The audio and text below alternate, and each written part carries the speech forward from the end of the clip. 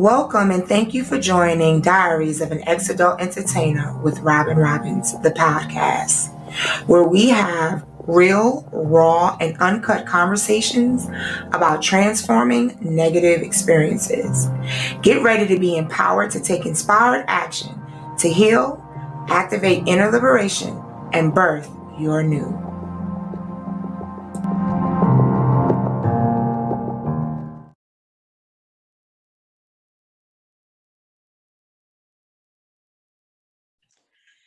Hey, everybody, and welcome back to another episode. It's your illustrious, vivacious host, Robyn Robbins. Listen, I hope each and every one of you have absolutely enjoyed Christmas and the New Year. We were in observation of these holidays, hence, that's why there was not an episode. But I thought to myself, what better way to come back and enter the new year with this amazing story?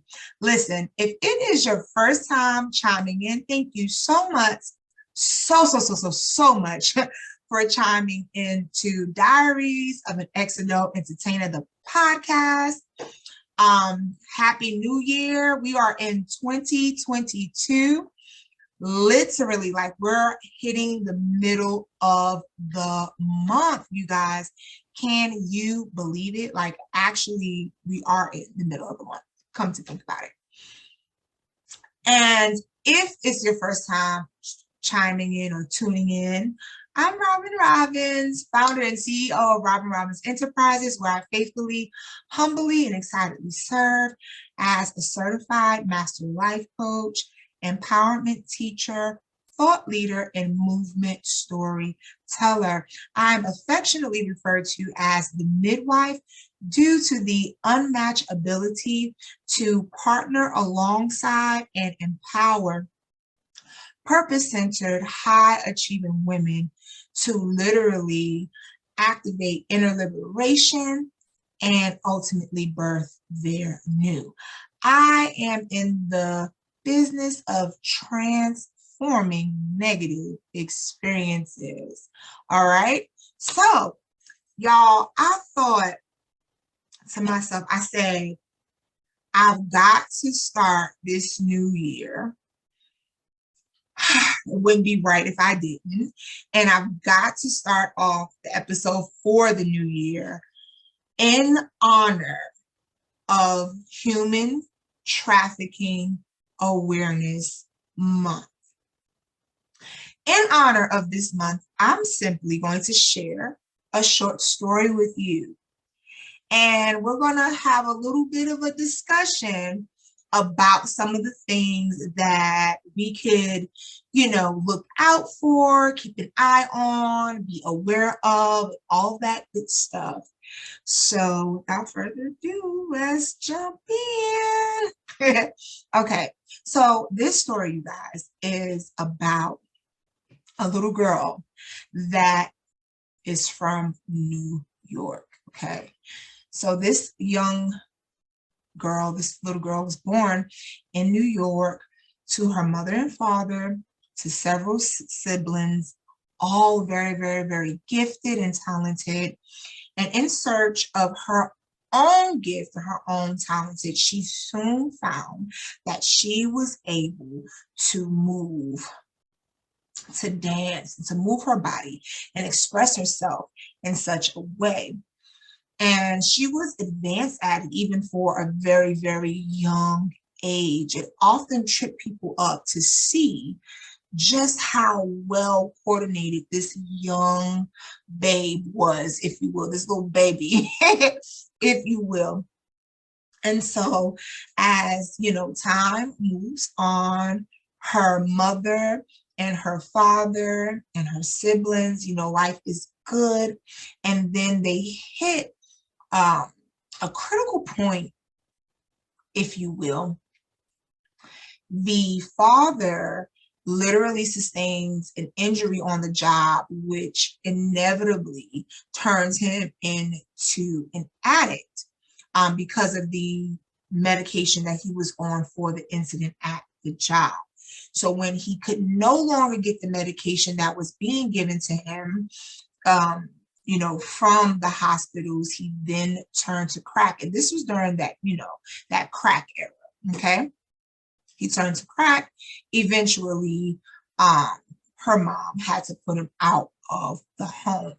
And so the dynamics of the home changes and a lot begins to happen. This little girl witnesses her older sister getting molested at the hands of her mother's boyfriend. Eventually, he then began to set his sights on her. As a repercussion, if you will, or a response to these incidences happening, the oldest sister tells the mom, hey, listen, you got to get this guy out of here. And if you don't get him out of here, like, I'm going to call BCW. At the time in New York City, that is what it was called. Social services was called BCW. And so I guess the mother did not move fast enough to the older sister's liking. So she called BCW and the children were split up and removed from the home. This put all of the children at even a more greater risk. Here we are seeing that the social services are supposed to be of benefit and of help, but instead, these situations that these children were placed in were even worse. There was physical abuse, emotional abuse, sexual abuse, and several different forms of neglect. And so here these children are, they are split up in different homes and different houses, so they're no longer together, and they're having to endure these different levels of abuse. Eventually, as time goes on, the mother gets the children back, but when she gets them back, she does everything she's supposed to do with the classes, all that other stuff, make sure she got the guy out of the house. Once she finally gets her children back, now she's sick. So the biological mother is sick, but she has her children back. And the little girl, literally, as the mother is like throwing up chunks of blood and things of that nature, she's rubbing her mom's head. And she's only about 6 years old now at this point. She's rubbing the mom's head and she's telling the mom, mommy is going to be okay. You're going to be okay. Everything is going to get better. And she's trying her best to soothe her mother. Eventually, the mother health just really took a turn for the worse and she was hospitalized. Her being the only guardian and not able to take care of the children, she literally asked her brother at the time, hey, take my babies. And, I'm not able to care for them. Can you please promise me that you'll take care of them? And at this time, the uncle is married. Okay. And so he agrees, takes the children. The children are now in Queens, New York, with their uncle and the uncle's wife. Now, the wife is still, they're all living in the home with the wife's family. This is like a 3-story or 3-level home. Okay. And the family lives in the house together. And again, the mother's health is steadily declining. Things are not getting better. Eventually, she passes away. This young girl is 6 years old. And at this point, she has watched her older sister be abused. She has become a victim of abuse. They go into these homes and they endure more abuse mentally, emotionally, and physically and sexually. And so at this point, this girl is 6 years old. She has endured all of these different changes. And she's at her mother's funeral, and her older sister says, "Do you want to say goodbye to mommy? Let's go say goodbye to mommy." And she gets up on her little tippy toes and she peers down and looks down in the casket. And she knows in her mind that she's never going to see her mom again. But she still doesn't fully understand all that's happening. And so she peers down and she literally, with her little hands, waves goodbye to her mom. They start their new life in Queens. And it was tumultuous because the uncle began to become abusive physically toward the children because he could not handle his only sister's death. And so eventually the children had to evacuate and they go back in the system. Now, in the meantime, in between time, all of this, the children are growing close with the uncle's wife's family. And the grandmother and her and the sister, they all fall in love with the children. And when this finally happens, they make a promise to get the children back. The children go back into the system. They are enduring more mental, physical, emotional, and sexual abuse at the hands of these foster care parents and caretakers.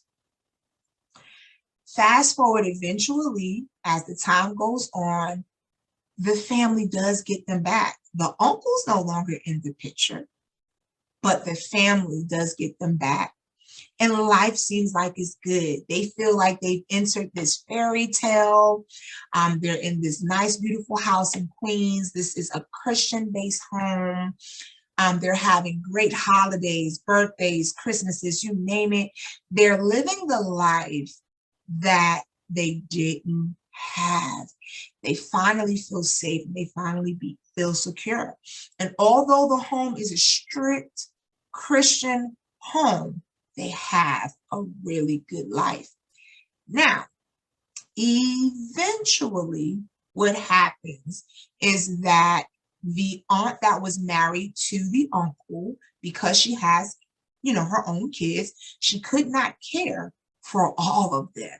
And so her sister, the one that promised to get them back, says, "I'm going to take on the responsibility. I'm going to take them on as my kids," because she didn't have any.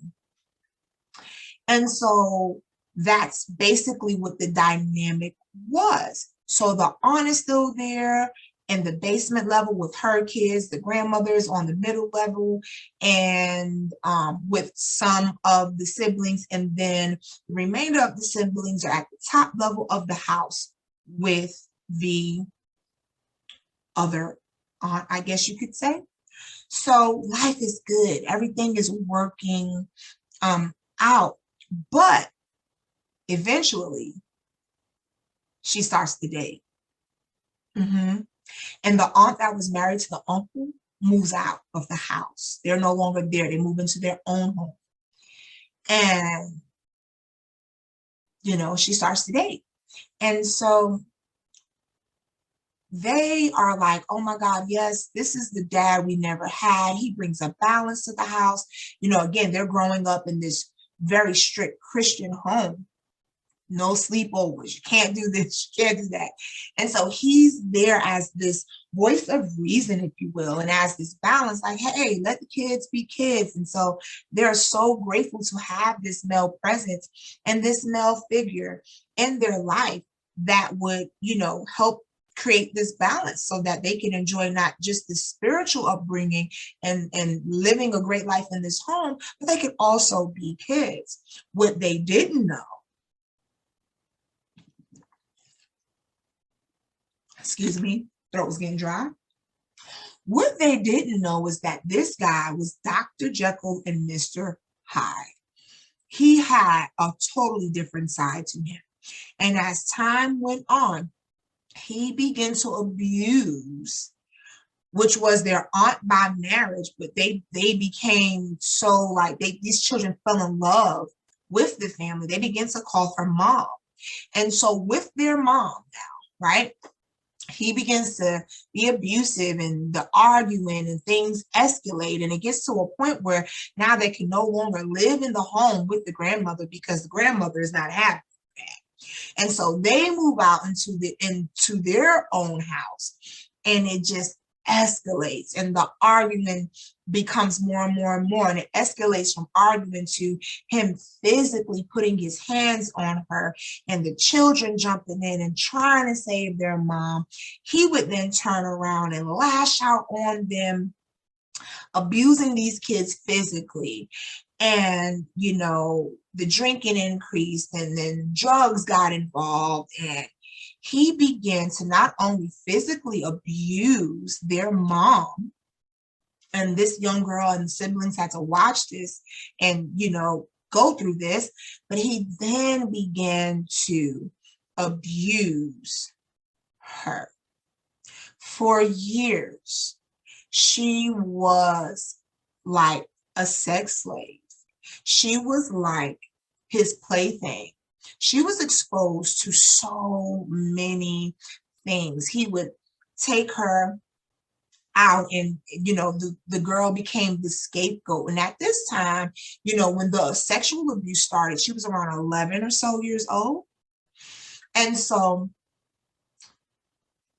as time goes on, you know, she's the scapegoat. When he wants to take the car and go wild, he'll say, oh yeah, I'm gonna take her with me. And so the mother's thinking, well, if my child is with them, he's gonna, you know, he's gonna make sure he's on the up and up, you know, he's gonna do right.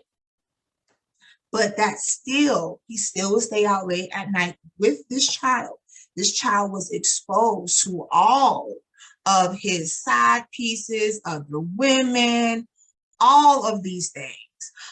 This child was exposed to drinking and the drugs. She literally witnessed him snorting with dollar bills and things of this nature. Okay. Eventually it gets to a point where this little girl can no longer like take it. She went through so much with everything she was seeing, everything that was going on in the home, him sneaking in her bed at night, just all of that. She finally decided to say something. And the first person she said something to was her mom. And her mom's response was, that didn't happen. And if it did happen, look at how you dress around the house. You're practically begging for it. That was the mom's response. And so eventually, she says something in school. It brings social services back into the home again. And she's booted out of the home. Now, mind you, let me back up a little bit, just to give you a little bit more context. Before this part happens, this child, this teenager, child and teenager, because it happened it was a span of years, 4 or 5 years or so, started around when she was 11. She is trying her best to cope with what she's experiencing. And so, you know, she fought a lot in school. She would get suspended and things of that nature. And it had appeared just like this girl has an anger problem. Like, she's angry, something's wrong with her. Like, there's always something. To the point where at the age of 12 or 13, they get her admitted to a mental hospital for an evaluation. At this evaluation, she is diagnosed with bipolar, okay, because of how she is trying to cope with the abuse before she even shares that this is happening to the mom and all of that. So now that you've got that, fast forward, you know, this is happening. She winds up going to the hospital several times. Okay. Now, fast forward, she finally says something in school. Social services come into the home, and, you know, with all the hustle and bustle of everything that's happening, it came down to, are you going to remove were they married at that time? I'm not sure if they were married at that time. They may have been married. Do you want to remove the husband from the home, or do you want to remove the child? And the mom's decision was to remove the child. And so this girl goes back into the foster care system, but because she's older, at this point, she's a teenager, maybe 15 or 16 years old at this point when this happens. Could have been 14, not sure, 14, 15 when this happens. And so she goes back into the system, but because of the age, she's not like in a foster home. She's in a group home. A group home gets shut down. They transfer them to a RCT or RTC. I might be saying, I think it's RTC, Residential Treatment Center is what it stands for. And so at this point, you know, this young lady, she's on medications because she's been diagnosed with bipolar and all these other things. And so she's on medication. She's totally not herself, totally overweight. She's like a zombie. Like all these things are happening to this young girl. And she's like not at home. All she ever wanted to do was to go back home and be with her siblings and be with her family. She just didn't want the abuser there. Okay. And so because she's now in the system, survival mode now kicks in, because in this system, in these group homes, the allowance that they're given, things that they're giving quarterly was like $125 per season. And they had like, maybe if you did all of what you were supposed to do, you would get $10 a week. And, you know, at this point with the size, her foot size and things of that nature, and the expenses of, you know, shopping in New York, that's not going to go a long way. If you're only receiving $125 for the fall, how can you get a goose down coat, right, a bubble coat, and get boots or sneakers, or you know what I mean, for the season as well as undergarments and clothes, right? It's impossible to do that with that amount of money. And so she had a roommate inside of the RTC that stayed fresh. And this was her first introduction to the world, if you will, of entertainment. Okay, stick with me, story's almost done.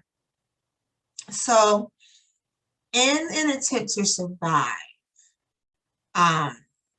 you know, and then I don't even want to say, I'm trying to be careful with my words, you guys, bear with me.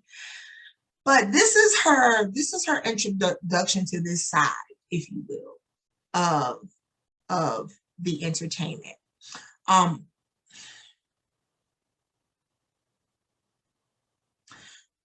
What I didn't mention was that prior to her being exposed to this side of entertainment, she had a run-in. She had definitely had an encounter. And this encounter happened when she decided to go AWOL. She really was homesick. She really wanted to go back home. And I think, I'm trying to remember, you guys, I think around 15. Yeah, because when she got introduced by her roommate, she was about 16 years old. So it had to be 15 years old. She went AWOL from the RTC, wanting to go back home. She went back home and they wouldn't let her in. They actually called the cops and the ambulance and everything on her. She ran to the nearest park and she wound up eventually, you know, sleeping in you know, in the car in the backyard of the home. It was the onset of winter when this happened. Really cold. Her siblings, you know, were sneaking her covers and food and stuff like that. But she knew she couldn't keep doing that. She knew that it's soon like that would mess them up. And so wound up walking around the street and ran into a friend that was the sister of an old classmate that she had when she went to like elementary and junior high school and what have you, before entering back into the system. And she sees her. She's like, oh my gosh, this is the situation. The girl says, hey, look, you can come stay with us. So I'm bringing you guys back because in order, I have to bring you back to this part of the story in order for this first exposure of the adult entertainment side to make sense. Okay. So she stays with this girl. She is absolutely grateful. She's so grateful because she's basically been on the streets, you know? And so she's so grateful. The girl is like, yeah, you can stay in the basement here in the house with us. Our father won't really know, whatever, whatever. They clothe her, they feed her, they give her toiletries, everything she needs to bathe and clean herself. And she's just so grateful for their help. Eventually, though, the father started to notice that food was quote unquote escaping the house, right? The food was going quicker than usual. And so the older sister, she's like, hey, we've got to do something. We've got to come up with a way for you to make some extra money on the side. Like, do you have your paperwork, you know, where you can get a job or something so that we can replace this stuff so our father doesn't catch on to us? And of course, the young girl didn't have her social security, birth certificate, you know, none of those things that at that time, back in that day, those were documents you needed when you were applying for a job at 14, 15 years old, or whatever the case may be. So she's like, no, I don't have access to any of that stuff. I don't have any of that stuff. So what are we going to do? And the girl's like, listen, I do this on the side from time to time to make money. She teaches her about this chat line, has these guys, right, book these hotels, and they go, near the airport where these hotels are, and they turn these tricks to make money. All right. This was this young girl's absolute first introduction to the idea of surviving by exchanging monetary value for herself. Okay. And it was almost like when it happened, it made sense because this young girl had endured so much abuse. It was like everywhere she went, she was being molested, she was being raped. And at one point, she was even receiving finances from one of her abusers in the neighborhood to keep quiet, right? So this was nothing really out of the norm for her. And in her mind, she thought, I'm going to do what I have to do to survive. Okay, now, fast forward. The roommate, maybe I should go back. There was a traumatic experience with the young lady that she was indebted to, was so grateful. Oh, you helping. The situation went sideways, and she ran from that situation, literally ran from that upstairs hotel room downstairs to the lobby, ran into some friends that know her parents, have been in the home. She has made them food, served them tea, okay? And she's thinking, oh my God, thank God I'm going to be safe. You guys know my family. I'll be safe with you. She thought that they were drug dealers, but in the reality, they were pimps. She didn't know she was going from one bad situation to another. And so they got in her head, all souped her up, and literally put her out there on the streets. Okay? Honestly, you guys, we really could stop the story, right here. I'm going to go a little bit further, and then we're going to get into this human trafficking awareness, some shifts I want to share with you guys, okay? So she gets into this. She's experiencing all types of abuse.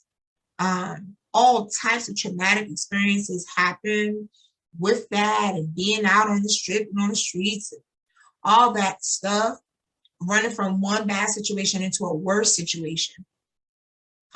And once she finally got up the strength to get out of that traumatic situation, she went back to the RTC. This is where she noticed, you know, she's began to ask, what is happening? What are you doing to make money? Right? And the roommate shares and puts her on. And at this point, she's 16 years old. She gets this fake ID from the roommates connect, and she begins working in the strip club. This was the first introduction to adult entertainment. Again, all of this is out of survival. Both instances, that's basically like a year or so apart, were out of survival. Okay. I'm going to put a pause on this story right here. And I want to start going into some of the shifts. We're going to pick up this story next week because, again, here we are. It's the month of January. And so I want to pause right here. And the reason why I want to pause right here is because what a lot of people don't recognize when it comes to sex trafficking or any form of human trafficking, okay? So you have human trafficking in the sense of people, literally humans being purchased, sold, bought, whatever. And when you break that down, there's several different ways that that's being done, through labor, through sex, through so many different ways that that's being done. What we have often thought is that these things are happening in far distant parts of the world. We have nothing to worry about in the US, when the reality is that this situation has been in our backyard for years. For 4 years. Oh my God, for so many years. This situation has been in our very own backyard. Why has it been in our very own backyard for so many years? It's been in our very own backyard for so many years because we do not recognize pimps as trafficking due to culture and society. This is something that is often glorified, right? This is something that is sung about in music and the rap videos and stuff. And y'all don't get me twisted. I love music, period. I love music and I believe in freedom of expression. However, I'm just stating the facts, okay? These are things that society and cultural wise have been glorified. And so because of that, it is not viewed as trafficking, when in fact there are several levels to trafficking. And you might as well state and or say that a pimp, right, or a madam is a low, or I should say entry level of trafficking. Well, why is that? Even though there are some people who are doing what they're doing willingly, there are a lot that are not. There are a lot that are being forced, like the girl in this story. She ran from one situation where she was volunteering to do it, indebted to those who helped her.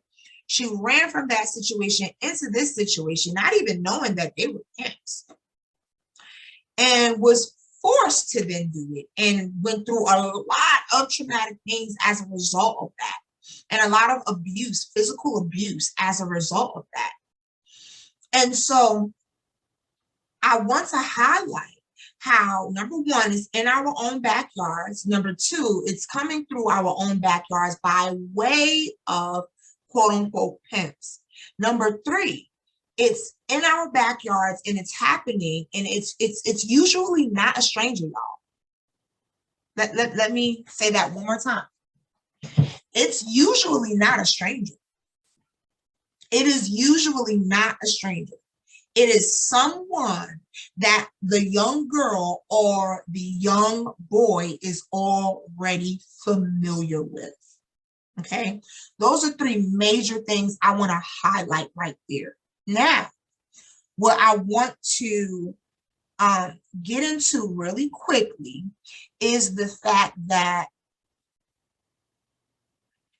these predators often come through those who experience some level of a broken home. This is why the home structure is so important. Oh my God, it's so important. It is so important that we tell our children how wonderful they are, that we tell our children how beautiful and how handsome they are, that these things are not foreign for them to hear, okay? It's important that we are emotionally available to our youth and our children so that these predators and perpetrators can no longer effectively get in through the cracks of what it seems as though the child is lacking. Are you hearing what I'm putting down? If the child is in a home where no one is emotionally available, where they're not hearing how smart they are, how beautiful they are, how handsome they are, and how, they are to be respected, and how being taught, what is an inappropriate touch and things of this nature, which I know now, fast forward to today, parents are, because of this education, parents are more adept to this, right? However, I want you guys to hear my heart. I'm not blaming anybody, because again, transforming negative experiences is where is kind of like where, that's my thing, right? So I'm not blaming the parents, because the parents only do what they know to do, right? And while we all take responsibility for our actions, I'm just all about seeing all facets, right? So parents do the best they can do with what they know, with what they have. And these quote unquote pimps and predators and stuff like that are only doing what they know and what they believe or what they feel is the best in order to make a living. Everyone has a different hand of cards, if you will, that they are dealt, and everyone's just trying to play those cards, that hand, to the best of their ability. So I'm not here to shun, and that's not how I operate. What I want to do, though, is shed light on the different dynamics at play here. There are so many different broken people in this story, from the young girl to the home she came from, to, to the parents, to the pimp, to the friend. Like, there's so many broken people that play a role in this story. There's so many hurting people hurting other people at the end of the day in this story. And so, as a preventative measure for this entry level of trafficking, I just want to admonish all the aunties, the godmothers, the parents, the mothers, the fathers, like uncles. I want to admonish you all right, to love on your children, your nieces and nephews, to make sure they feel seen, heard, and validated, to let them know that their voice matters, to lift them up and push them to excel and to do great things, and to be very vetting and discerning about those we allow in the home and those we allow our children and our youth to interact with. Because at the end of the day, I want you to see that this young girl, these guerrilla pimps, the very people she ran into thinking they would save her life, notice she thought that because these were individuals that were in her home, I'm talking about have spent the night.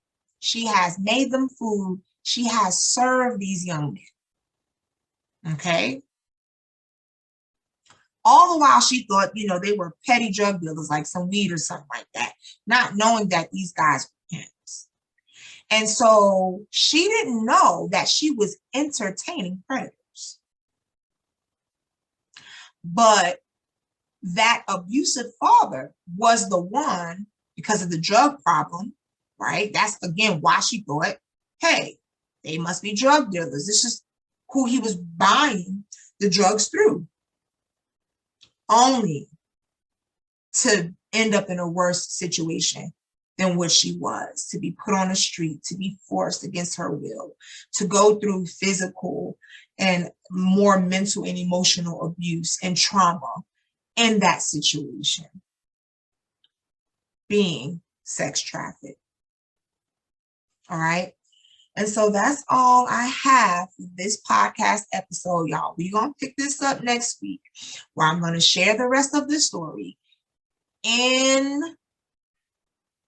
the spirit of this Human Trafficking Awareness Month, which is the month of January. So we're going to pick it back up. We're going to share more of the story, and we're going to get into some more insights and shifts. Listen, I'm going to make sure I leave some hotline numbers and things of that nature in the description below.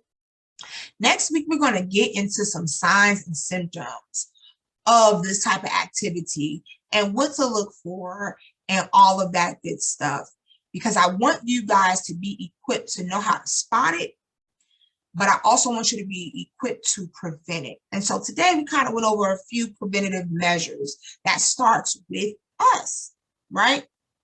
It starts with us and how we interact with our children and how we, we allow them to know that they are like it. That way, some predator can't use those tactics and those things to lure the youth in, because that is one of the cracks they come through. They see someone that has self-esteem issues, they see what they're lacking, and they come in with a slithering tongue and they give them everything that they're lacking, gain their trust, then put them in a situation that is not beneficial for them, for the children, but it's beneficial for them. All right. So we've done some good preventative measures, if you will, and we're going to dig even deeper. Listen, y'all know this is the place where we have raw, I'm talking about real and uncut conversations. We sweep nothing under the rug here, but we have the conversations that are hard to have. I want you to remember, okay? If you can remember anything else, I want you to believe in your future so much that you outlive your past. I love you to life, and I'll see you next week. Bye.